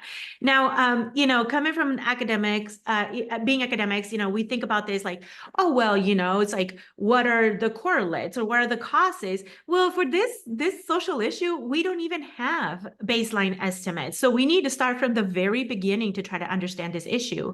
My colleague, Dr. Herrera, and I, mostly her, she's the lead on a lot of these sub-projects that we are working on. She spent a lot of time working with stakeholders, service providers, law enforcement in the area in Southern California. So she's gathered a lot of information, by just being around folks who study this issue or work on this issue on the ground. So what we wanted to do is start off in this, we call it a pilot study because we wanted to understand basic issues. We wanted to start with sort of learning from folks who are doing the work, folks who are actually out in the ground, just in the trenches, finding ways to help folks who are being affected by this issue. So can we move on to the next slide? So that's more or less what we're going to be discussing today and what I'm going to be presenting to you all. So we come from this to this issue from intersecting perspectives. So Dr. Herrera is an expert in victimization and gender-based violence. I do much more immigration. And one of the things that we wanted to understand, and one of the things that our stakeholders and our service providers were really needing assistance in trying to understand was how do these different issues, these different identities, these different risk factors intersect to create, the perfect storm. And, one of the earlier presentations today talked a little bit about gender and talked a little bit about, I feel like all of these different things have been discussed. And while they've been discussed within the context of the larger human trafficking issue and specific to sex trafficking, we see the same patterns in this other form of trafficking. And one thing that is very interesting about this particular issue is that gender plays a huge role in labor trafficking, but it's almost the opposite from sex trafficking. With sex trafficking, we see more women being victims. We see, like an overrepresentation of perhaps younger women. With labor trafficking, it's men. So we really perceive it, or we really go at it from a very different perspective. And that's precisely, I'm getting ahead of myself here because I'm already starting to share what our stakeholders told us. But essentially what we wanted to do is we wanted to understand sort of like how these different characteristics and these different risk factors play out, and sort of what stakeholders need to know to be able to do their job. So why Southern California? And if we can just move on to the next slide. And so just like, I would argue that just like any of the other border states, California is, a great place to study these issues. I think Texas is right there with it because of very similar characteristics, which is interesting, right? Because we think of Texas and California as sort of opposites, but they're so alike that it's kind of fascinating. But it's California, like Texas, is one of the biggest economies in the country, right? California is one of the top 4 destinations in the United States for trafficking because it has unique characteristics, right? Extensive international borders. It has a large immigrant community. It attracts, different types of workers, domestic, agricultural workers, and to California's benefit, and to give credit where credit is due, they do have focused on enacting legislation or passing legislation. In fact, in 2005, they passed legislation criminalizing all forms of human trafficking. The thing is, though, that legislation and enforcement has primarily focused on sex trafficking. So that attention is still being there. So that sort of like takes us to more where, sort of like the ideas behind our study and sort of what we wanted to know a little bit more.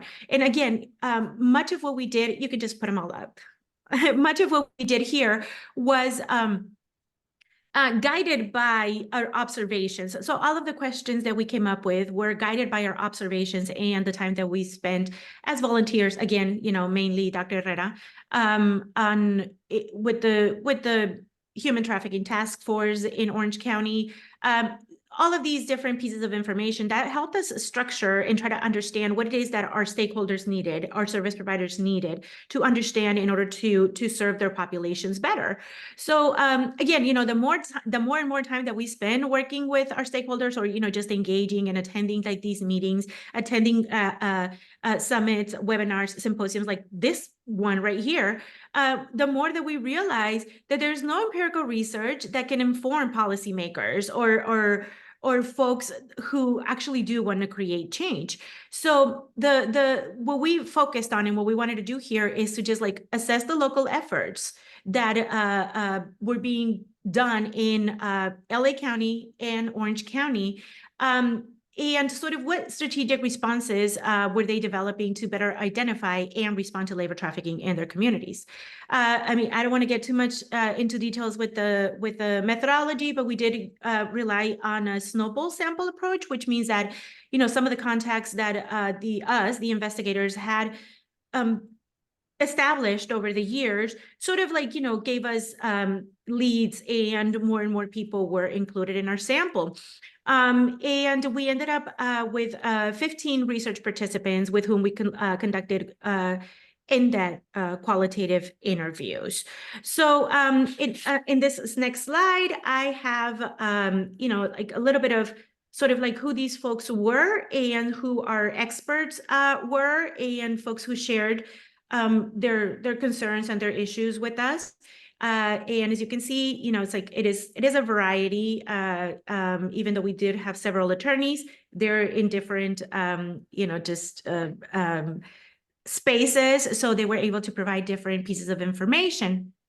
Let's see. The information they provided for us gave us 4 large themes, or sort of like 4 different things that they felt were very important. So as we were talking with them, they were constantly repeating certain things, right? So across all of our participants, we identified that there were 4 recurring themes. And if we could just go on to the next slide. The first theme was challenges related to victim self-identification. Now, again, right, for the last couple of hours, or as long as we've been here, this is nothing new, right? This is something to be expected. Other folks have also discussed that this is an issue. And here are a couple of quotes from our participants and what the biggest challenges for them are. One of the like this participant tells us, it's been a real challenge to find victims in the first place because many people don't know what human trafficking is or what it even means. Or they have a different understanding about it. So it's like you have to explain it to them, and they don't see themselves as victims, so they don't feel like they need to seek help. And in the same reason, in the same realm, right? They don't see themselves as victims, but then when you start conducting the interview, you know, let's say you're a service provider, you're trying to like identify more or less what you know they've experienced. It turns out that according to the Trafficking Victim Protections Act, like they are a victim of trafficking, right? So it's very hard to explain to folks who just don't really see themselves as. So it's just, you know, it's very difficult to deal with an issue that doesn't really seem like an issue to our victims and survivors. You know, like in this case, we use a terminology depending on what our stakeholders used. But the second theme, if we can move on to the next slide, which was, you know, very fascinating to us. And a lot of this stuff like made sense, you know, once we talked about it and we sort of like, you know, hung out with this idea. But it's sort of like the normalization of victimization and exploitation from the victim's perspective. And again, right, this is our stakeholders telling us sort of what they've learned. And we have to talk to the victims to sort of see, or the survivors, to see if this is sort of what is really happening. But from the perspective of our stakeholders, they do see a normalization of victimization. And this larger quote, well, this first quote right here, kind of like really gets at it. It's, you know, they like to say, by they mean, you know, the folks who they serve, just deal with it. You're fine. You're an immigrant. You only speak Spanish. So you kind of pull through, you know, in kind of like the bootstraps mentality, like, hey, you came to the US, so you kind of have to deal with it, you know? So it's like just a normalization that is just what comes with the process. And then this next quote was really fascinating, especially as, you know, I'm sure Veronica remembers this, you know, as we were sort of like doing these interviews and like chatting with folks. And then, you know, just like the way that they normalize this behavior. It's like, yeah, I was logged. Or this person who they were serving, or this victim who they were serving, they shared the story about being locked in the back of a liquor store, you know, but it's like, it's not that bad because at least I had a place to sleep, right? So it's normalizing this and just sort of like looking for the positive aspects or like the good things about their situation. The next theme that stakeholders struggled with to, I guess, do their job, right, or be able to support or help their clients or the persons who are they set to serve, was the minimization of labor trafficking as a critical social issue. This was very fascinating. It was very eye-opening to identify this theme, and we can chat a little bit more about it afterwards. But it's there was just like something about sort of like how our society in general reacts to the issue of labor trafficking.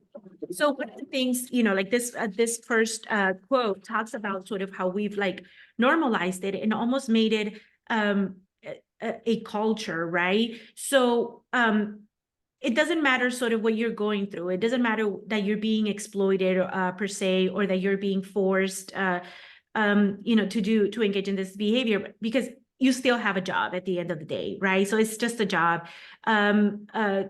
It's sort of, yes, the conditions are terrible. Yes, maybe I'm being, forced to be in this setting, but I have a job. At least I'm getting money. I'm getting something out of it, right? The other way is sort of how socially we think about labor trafficking as relative to sex trafficking, and therefore it's not as bad, so it's okay, right? So like this other quote: when sex trafficking can potentially be a threat to them or their families, it is now an issue that they need to deal with, right? But labor trafficking is something that you just, they don't necessarily need to worry about because it's happening somewhere else, right? It's not necessarily you.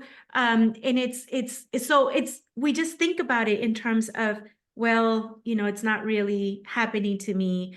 And then we just think about it, or can't happen to me. Then we just think about it from a like a different standpoint, where sex trafficking can happen to me. Labor trafficking is something that may or may not be happening out there. But if you really think about it, labor trafficking, you have a job at least. Sex trafficking is just so much more horrible. So it's like, even though, I'm not saying that there's any of this is right or wrong. They're different issues, but they're still issues nevertheless. And we had another couple of quotes that relate to this same issue, the minimization. I know these quotes are kind of large, so I'll just try to like summarize them for y'all. But it's here on this first quote. This is really where we saw the gender component that I briefly mentioned, and that has been, like a theme or a discussion point throughout this morning. It's sort of like that we don't have to necessarily feel bad for the men who are victimized here, right? People are not feeling sorry for these adult men who supposedly made their own decisions to come here to become exploited. So people are looking at it the way that it's like, oh, maybe there's kind of labor fraud going on, but it doesn't like rise to the level of trafficking, right? So we don't have like, it's not nearly as bad because you chose to, like a little bit of victim blaming, right? You chose to put yourself in that position. So therefore this is just what it is. This last quote, I think, is one of the most powerful ones from I think all of our entire study. And Dr. Herrera can share some of that as well, because we went through like a pseudo existential crisis after this project, because the way that they describe it in terms of like, we are all part of the problem, because labor trafficking, even though we don't see it, we engage in, being part of a capitalist society, who we seek for lower prices. We seek these different things, right? So to a certain extent, we contribute to it indirectly without even knowing. So this one really hit us. And I will read it really quick. Labor trafficking, if we really look at it in some way, whether we know it or not, we take part in it because we are consumers. It would require for us to take a hard look at ourselves in the way we spend our money, where we spend our money, how we spend it. We have to look at ourselves and what we're doing to contribute to the problem. And I think until we're more willing to at least acknowledge that we may be part of the problem, I think that's why it's a little bit harder too, because we have to look at ourselves in the mirror and figure out how we contribute to this. Whereas sex trafficking, it's easy. My hands are clean on that. I'm here to help. It adds to the challenge because now we're asking everyone to potentially acknowledge that we're all doing something wrong. So this one, we felt it was incredibly powerful because it really does kind of put the onus on us to address the social issue. And the last theme that we thought was, that we found that a lot of our participants kind of kept tapping into was challenges related to interagency relations. And this was very much related to priorities. So this was incredibly understandable. And I feel like our participants were really they really understood and they were really empathetic to sort of what was going on with respect to, law enforcement not always being able to contribute the way that the most efficient way to resolve the social issue. But it was kind of like, they have these competing priorities that are dictated by their jobs, their missions, their policies, their internal policies. So it was a very weird dynamic there, because as much as folks empathize and as much as folks understand, there was a certain level of frustration because things were still not moving forward. The second quote here kind of is it the second quote that kind of gets at this, or is it? Oh no, I'm sorry, it is the first one. This quote kind of gets at that. So with respect to the law enforcement side, so this is a service, I can't remember, to be honest with you, if it was a service provider, but one of our participants was discussing law enforcement. And their comment was like, with respect to law enforcement side, agency side, and prosecutorial side, they aren't as, how do I use the word? Motivated, but it's not their, well, I don't know, motivated to prosecute labor trafficking cases. That's not something that it's easy, guilty beyond a reasonable doubt for them, which is frustrating. Yeah, sex trafficking is very clear cut for them because the crimes, and then we asked them, relative to sex trafficking, and sex trafficking is easier because the crimes are so outrageous if they need to convince a jury or something beyond a reasonable doubt. So this like sort of speaks to how law enforcement, they have, certain standards to meet. They do need to be able to, in the entire criminal justice system, right? They need to select their cases based on what their agency's priorities are. And here, even if you have a police department or, a prosecutorial team that wants to deal with this issue, they still have a job to do. So it was very conflicting, sort of, the empathy was clearly there, but it was just still like a lot of frustration for not moving forward. This other quote kind of gets some of that as well. I think most of the agencies we work with are very open to collaborations, but one of the issues with collaboration always is that everyone has their own protocol. So there's like all this red tape and obstacles, right? Everyone has their own set of ethical guidelines and techniques, and they don't always like to share them. And sometimes there's a lot of misunderstanding about, why isn't this person sharing this piece of information? What do you have to hide? Why are they doing this? And so I think there end up being some trust issues, which, again, right? Like your different agencies, competing priorities, different protocols that end up like creating red tape and end up creating frustration. And the reality is, and this was briefly mentioned earlier as well, we need to work together. We need to communicate to deal with this issue. And when I say we, I mean everybody, right? That includes us, right? The academics who never talk to anybody. Like we need to be more hands-on and we need to share. And but there are parameters. So a lot of these things end up being somewhat frustrating for folks who are providing these services or doing the work on the ground.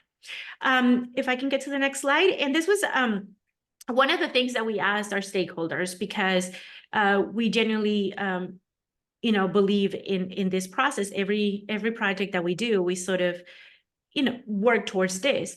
It's sort of like, what do you want? What are your recommendations for policy and practice, right? Like, what is it that you need? So that I can serve as the voice, right? I can write the academic paper that I can then send to policymakers, or I can write the brief, or I can write the technical report that I can then, put out there on your behalf.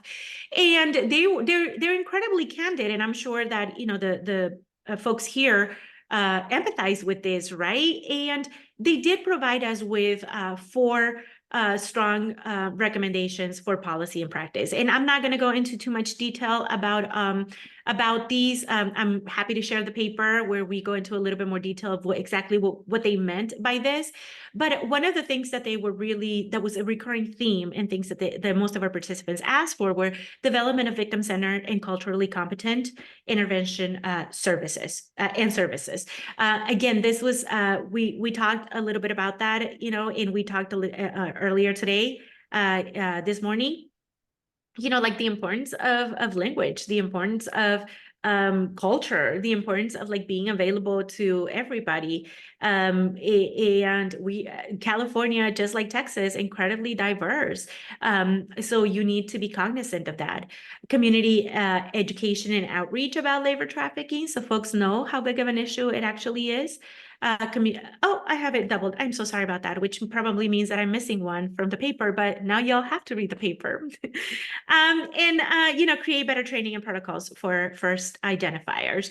And then we can just go to I believe it's the last slide, and, just kind of sharing with you all what we're working on next, and sort of what we hope to accomplish as we move through this. And any feedback, we would really appreciate it. Like I said, we are sort of like in that middle ground, right? It's just like, whatever we can do for you all, right? So that we can just push it out into, so we're just kind of like the messengers here. But what we're looking to do is focus on undocumented immigration, and particularly in the agricultural industry. We found that out of all the different forms of labor trafficking, or all of the different issues with labor trafficking, at least in California, there seems to be a lot of concern about what's going on in the agricultural industry, and our stakeholders really wanted to know more about that, and that's sort of what we're hoping to learn and investigate a little bit more on. We're also moving into geospatial analysis to identify hotspots and areas where this is more problematic, so that we can target ads and information and programs to those areas, right? And move into conducting interviews with victims and survivors so that their voices are also heard. I had on that first slide, the map of California, a little red circle, right, where Orange County, California is ridiculously large. So, just like Texas, even in that sense are similar.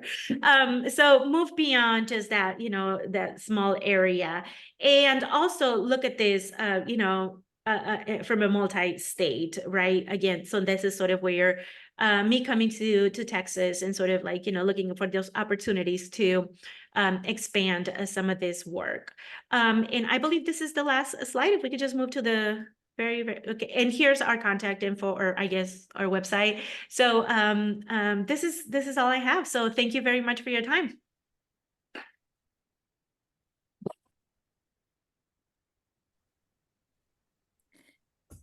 Thank you so much. So if you guys are still available, I see some questions in the chat.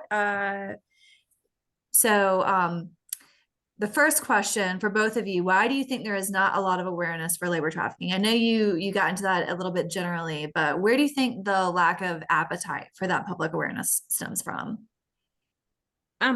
Veronica, feel free to chime in if you want. Sure.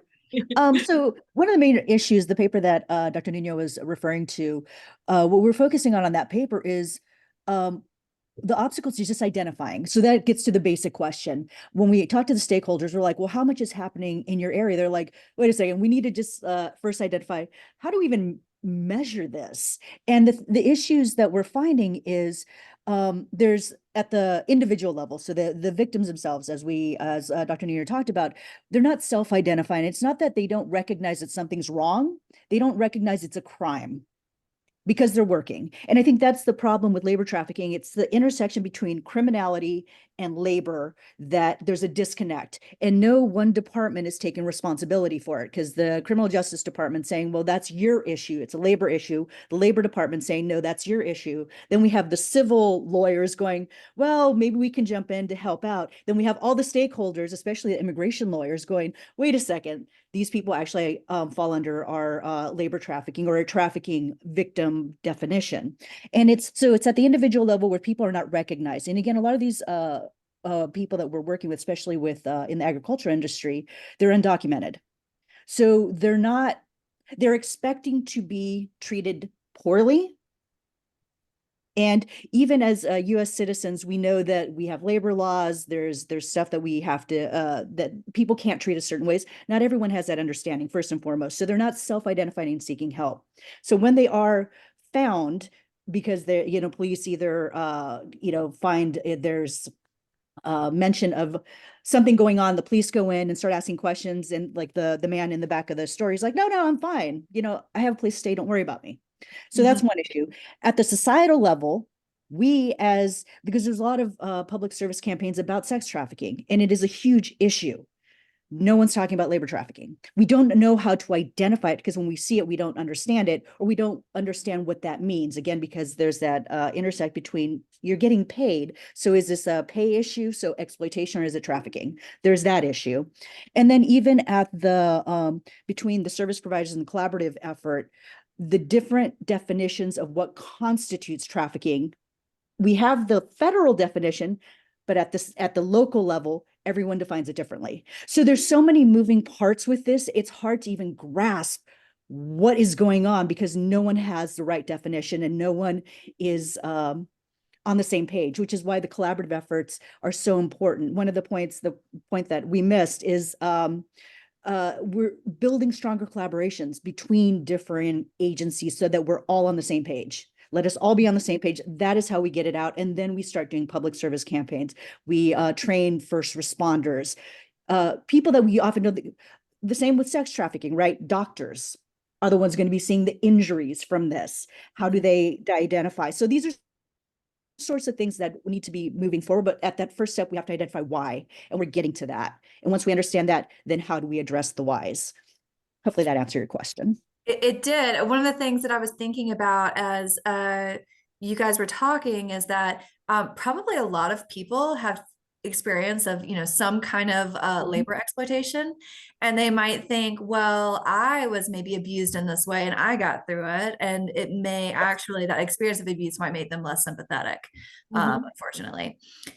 So another question, what kind of resources are there to help when trafficking takes place over state lines, so across different states? And I think that also gets to your comment about having differing definitions.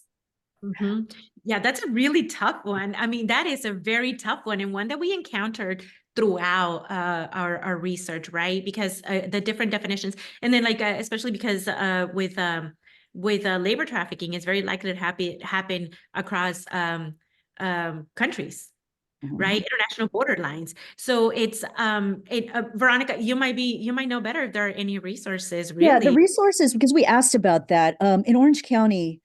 What's interesting with Orange County, we do have a human trafficking task force, and the focus is on sex trafficking. They have one agency that works with labor trafficking victims. And when we ask, so where are you seeing your victims? They're like, they're not here in our county. They're coming in from other counties.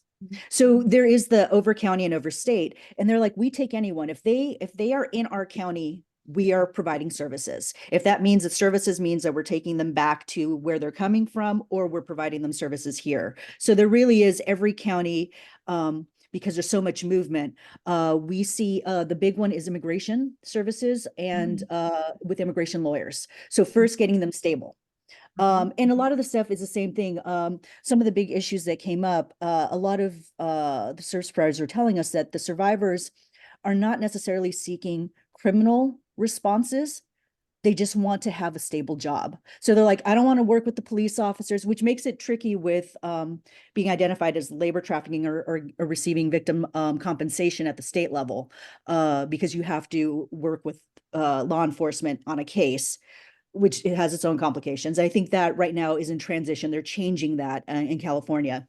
But the first is stabilizing housing, and a lot of people just want the job. So making sure that they have the money they need so they can move forward. And that was the big thing that I think with the competing issues with stakeholders is service providers wanting justice for victims, which means someone gets sent to jail. We have the criminal justice department going, we don't have enough evidence. We have labor department going, well, we don't know what's going on. We need to shut these people down. Everyone has competing justice. No one's actually asking the individuals, what do you want? Justice And for I think you. that's where we need to start. What is justice for victims by asking the victims, what do you need? And then accept whether or not we want that for them. If they say, all I want is my job and I want to be legally here, let's do that. Because some of them do not want to go through the court process. But I think with California, every county has agencies, and they're very multicultural agencies, especially at Los Angeles. We have a labor trafficking task force that work with varying groups and addressing them where they're at and in their language and with their cultural considerations taken into consideration. So unfortunately with that, I do have to wrap us up. Thank you so much for joining. I think that's a wonderful kind of, in some ways, wrap up through line that we really need to be asking survivors what they want and then honoring that. And I feel so hopeful and inspired by some of the solutions that we've heard about today. Please don't forget to fill out our survey so that we can continue to bring programming like this to you. I want to, again, thank our sponsors, Uber and HEB, and then our partners as well, No Trafficking Zone, Unbound Now, 1211 Partners, Collective Liberty, Trafficking 911, Paso del Norte Center of Hope, Demand Disruption, and the Montrose Center. Don't forget to look at our upcoming events, and thank you so much for your attendance today. And huge, huge, huge thank you to all of our speakers.